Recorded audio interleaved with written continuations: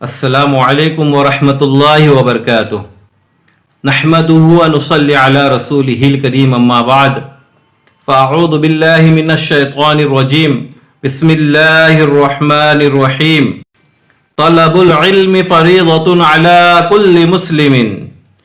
ہمارے پیارے آقا صلی اللہ علیہ وسلم کا فرمان ہے، علم دین کا حاصل کرنا ہر مسلمان پر فرض ہے۔ الحمدللہ ہم پر علم دین حاصل کرنا فرض ہے، فرض عین ہے۔ تو آئیے علم دین سیکھنے سے پہلے ہم قرآن پاک کو صحیح طریقے سے پڑھنا سیکھیں، اور رسول پاک صلی اللہ تعالیٰ علیہ وسلم کا یہ بھی فرمان ہے کہ ہم میں بہترین انسان، اچھا انسان وہ ہے جو علم دین کو سیکھے اور سکھائے۔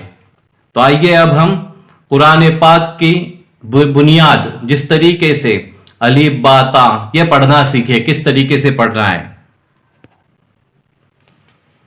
تو آئیے آج کی ہماری سبق شروع کریں۔ سبق نمبر 1، مفردات۔ مفردات یہ مفرد کی جمع ہے۔ مفرد مانے ایک، مفردات اس کی جمع، ایک سے زیادہ، دو سے زیادہ اگر ہے تو اس کو مفردات کہتے ہیں۔ تو سب سے پہلے ہم کو چاہیے کہ ہم سمجھے قرآن پاک کی بنیاد اگر سیکھنا ہے تو قاعدہ اس کا جو ہوتا ہے تو کس طریقے سے سمجھنا چاہیے۔ تو سب سے پہلے ہم پہچان کرا لیں نقطے کی۔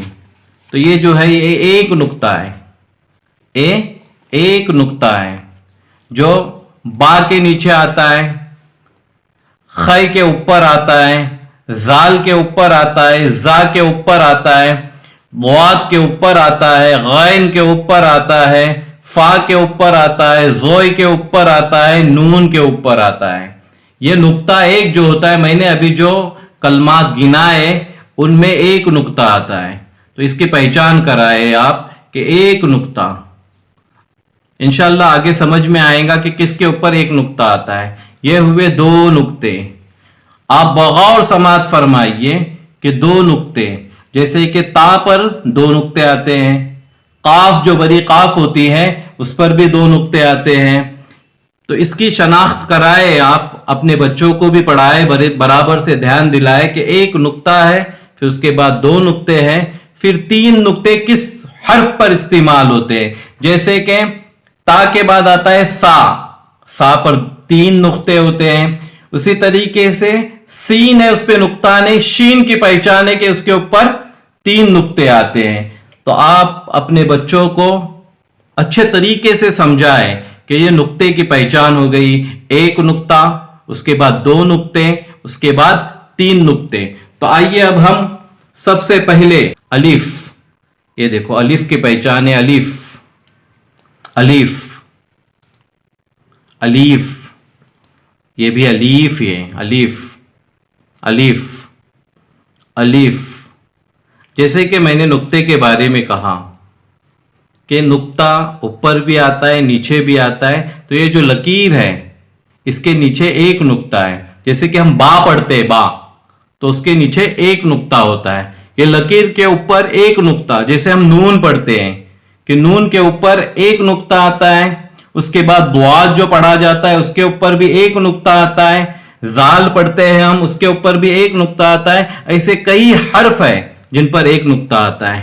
تو یہاں پر دیکھیں صرف ایک نقطہ بتایا گیا ہے، لکیر کے اوپر بھی نہیں، نیچے بھی نہیں۔ یہ ہم کو سمجھنا ہے لکیر کے اوپر آئے تو کس طریقے سے پڑھنا ہے۔ جیسے کہ میں نے ابھی مثال کے طور پر آپ کو بتایا کہ لکیر کے نیچے اگر ہے تو با، یعنی با کے نیچے ہوتا ہے، اور اوپر اگر ہے تو نون، ایک مثال کے طور پر بتا رہا ہوں۔ اسی طریقے سے یہ اوپر آتے ہیں تا کے لیے، دو نقطے، یہ اوپر آتے ہیں تا کے لیے، غور کیجئے، ایک اور دو، تا کے لیے آتے ہیں، قاف کے لیے آتے ہیں تین نقطے، سا کے لیے آتے ہیں اور شین کے لیے آتے ہیں۔